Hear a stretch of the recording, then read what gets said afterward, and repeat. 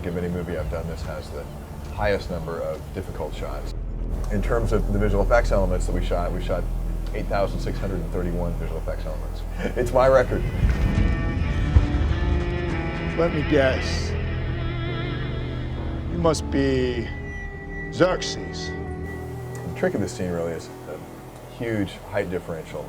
Xerxes is supposed to be 7.5 feet tall. He's played by Rodrigo Santoro. But in actuality, Rodrigo and Gerard Butler are exactly the same height. So we had to figure out a way to make these two characters a drastically different size, but keep the quality of the interaction natural and convincing and not draw the viewer out of the movie. Frank's book shows that Xerxes is almost 1.5 heads taller than Leonidas. So we did a test of that. And so the 10-foot version of Xerxes was outrageous. He just looked like a giant. He just looks huge. So we made him 8 feet tall, and that still looked a little big. So we went to 7 feet. He looked a little small at 7 feet. So we settled on 7.5. We totally had to come down to 7.5 feet from 10 feet because of the ridiculousness of 10 feet. 7.5 feet tall for two good actors that are the exact same size. It just shows how over the top Xerxes is too. Everything about him is over the top, so scale is also. Let us reason together.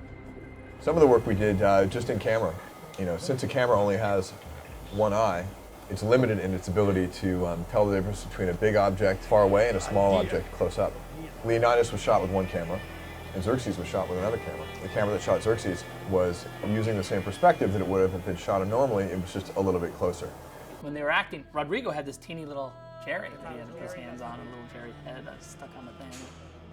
Gerard Butler, on the other hand, had to look over the top of Rodrigo's head because he was looking at something that was supposed to be taller than Rodrigo really was. We would put a laser sometimes on the green screen, way back. And so those were the two tricks we kind of used to scale them.